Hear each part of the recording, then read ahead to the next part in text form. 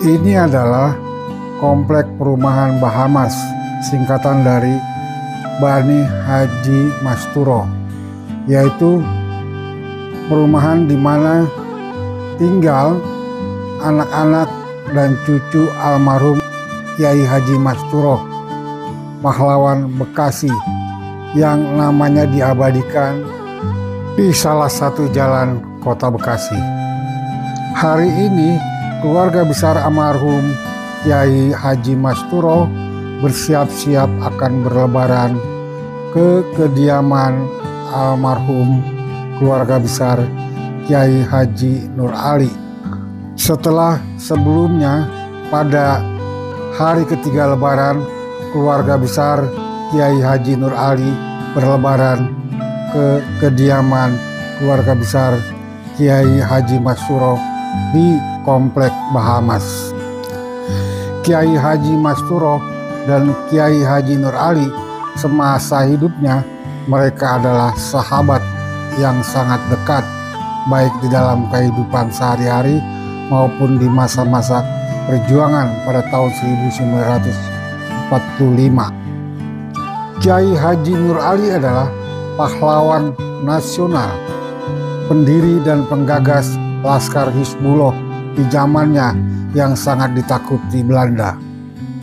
Hubungan keduanya sangat unik, jarang sekali di masa-masa modern terjadi, di mana hubungan silaturahmi terus berlangsung hingga hari ini dilanjutkan oleh anak dan cucunya.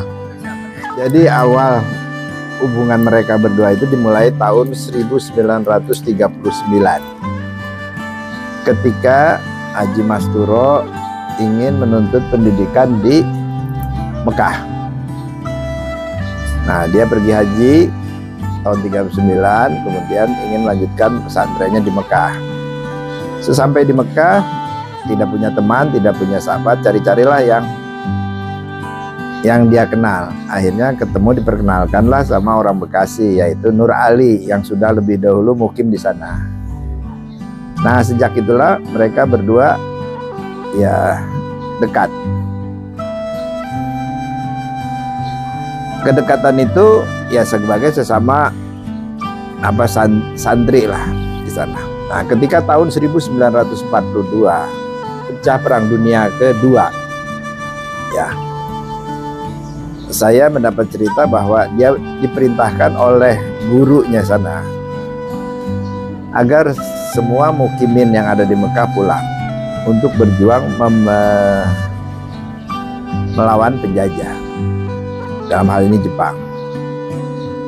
Nah, sebelum berangkat ada pesan dari gurunya itu, kamu harus berjuang di sana, tetapi nanti kalau sudah selesai perjuangan, kamu jangan jadi pegawai. Nah, pengertian pegawai itu belakangan baru saya tahu, pegawai itu jangan jadi pejabat pemerintah. Maka pulanglah mereka berdua ke Indonesia dan menyusun perjuangan di Bekasi. Nah, Kiai Nur Ali memimpin pasukan di garis depan. Nah, Haji Masturo itu backgroundnya kan anak orang kaya, anak tuan tanah, Haji Nyama yang tanahnya banyak sekali. Dan dia juga adalah pengusaha, di mana Haji Nyama itu bersahabat dengan 3 saudagar, yang satu saudagar Arab namanya Wan Saleh dan saudagar Bugis namanya Pak Daek. Itu backgroundnya kenapa Haji Mastur backgroundnya adalah pengusaha dan orang berada. Di dalam menyusun perjuangan itu, maka mereka membagi tugas. Kiai Nur Ali memimpin laskar yang namanya Laskar Hizbullah. Sedangkan Haji Masturo mereka sepakati berjuang di kota memimpin laskar fisabilillah. Fisabilillah artinya mengumpulkan dana, logistik dan lain-lain. Nah, tetap di kota. Dalam hal ini pusat kegiatannya adalah di rumah Haji Mastur di Kranji. Tepatnya di depan Masjid Ar-Ridwan. Ar-Ridwan An-Nur, lupa saya nama masjidnya, dekat pintu kereta api. Nah, setelah masa perjuangan selesai, Perang Kemerdekaan selesai tahun 47, mulailah mereka merumuskan pusat kegiatan untuk Bekasi di masa depan. Akhirnya sepakat bahwa pusat kegiatannya itu di Bekasi, tapi kita kan nggak punya tanah. Maka sebagai langkah pertama dibelilah tanahnya Tuan Tanah Guancin, yaitu lokasi yang sekarang ini, ya. Dari mulai RSUD sampai rumah yang sekarang dibelilah. Nah, di situ termasuk ada rumah Guancinnya. Nah, sejak itulah mereka pusat kegiatannya berada di sini tahun 47. Nah, indikator bahwa itu dimulai kegiatan adalah anak Haji Mastur yang pertama lahir masih di Kranji, yang kedua masih di Kranji. Nah, yang ketiga itu sudah di Bekasi di sini. Nah, berarti ibu saya sudah menempati rumah ini sekitar tahun 50, ya. Nah, mulailah kegiatan di sini. Nah, dia mencanangkan di pusat kotanya Bekasi masa depan ini ada pusat pemerintahan. Dalam hal ini sudah ada kantor Wodana lah, pendopo. Kemudian ingin juga membuat pesantren, dirikanlah pesantren Bahagia yang sekarang menjadi markas Kodim. Didirikan juga adalah gedung nasional, ya, yang sekarang menjadi Wisma Bagasasi, gedung wanita. Nah, di antara kedua itu dibangunlah tugu peringatan pendirian Kabupaten Bekasi, ya. Nah, sejalan dengan pembangunan perkembangan Bekasi, ya, dibutuhkan tanah karena ada bantuan dari pemerintah Jerman. Maka diserahkanlah sebagian tanah yang beli dari Guancin ini untuk RSU, Rumah Sakit Umum, yang membangun adalah bantuan asli.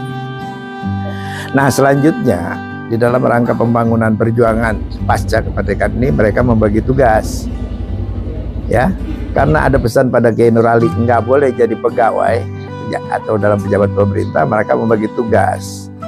Yang disuruh menjadi pegawai selalu Haji Mastur. Kiai Nur Ali konsentrasi kepada dakwah keagamaan. Makanya di dalam periode antara 50 sampai 60 yang menjadi pejabat tuh, jadi anggota DPR, yang menjadi adalah Haji Mastur. Itu atas arahan dari Kiai Nur Ali, ya. Nah, kira-kira sampai segitu latar belakangan. Kemudian tadi saya lupa ada yang tertinggal bahwa mereka sudah akrab dari tahun 39 sampai tahun 47 itu. Nah, sebelumnya Haji Mastur punya istri namanya Ibu Maimunah, ya, orang Kranji. Tapi kemudian bercerai. Nah, selama masa perjuangan dia nggak punya istri, maka dijodohkanlah Haji Masturnya sama ponakannya Kiai Nur Ali, namanya Haji Jubaidah, ya.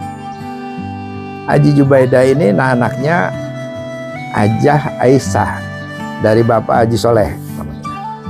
Nah, ternyata Aisyah itu anak Haji Gayar, ya. Haji Gayar punya saudara Haji Anwar, saudara kandung, ya.